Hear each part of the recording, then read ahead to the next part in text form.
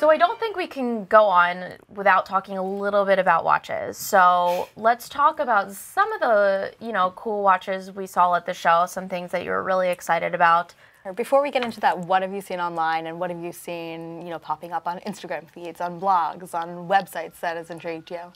Again, I think some of the concept watches were amazing. That Resonance, the Type 2 E-Crown piece, it's a brand we carry. We've had some really cool trainings with them. They're like nothing other.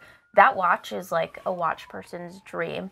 You put down the watch, you tap it, and it resets itself, like legitimately a dream, because I can only imagine, I don't have a perpetual calendar or some complicated watch, but I can only imagine how irritating it is when you want to swap out your watches and you're not wearing it for a while, and then you have to like reset the whole thing.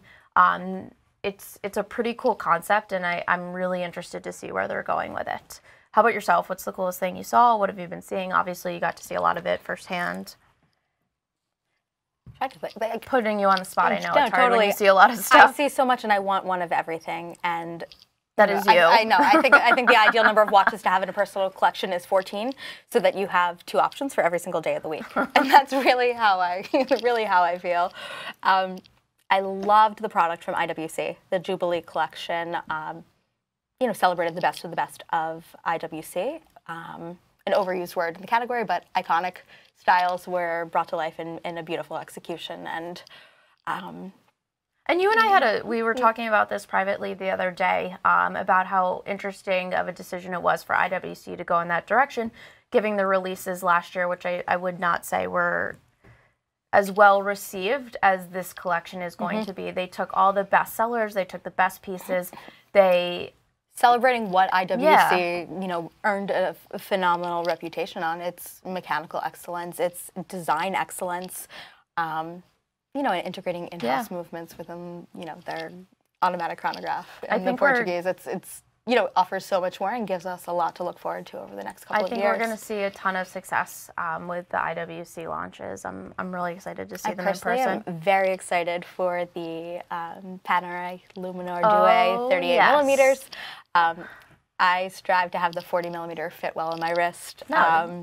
This fits perfectly. I'm very excited. I think for a lot of us, I never thought the day would come. They discontinued the 40s, and you see them on the secondhand market. And for us, we always get excited when we see one come through the door, because it's like finally something that will fit my wrist.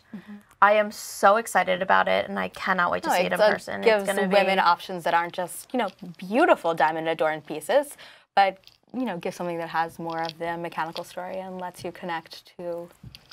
Yeah, and again, I think at 38 millimeters, it's not really a lady's watch. And, as I started thinking about the script and thinking about what we were going to do on the show tonight, I started to think about, the conversation about ladies' watches versus unisex, and that maybe we're having the wrong conversation. And it's not a ladies versus men's conversation, and it's actually just a watch that fits a lady's wrist. And I think that's what we're going to see through. That's a perfect way to put it. Panerai, we're going to see that piece.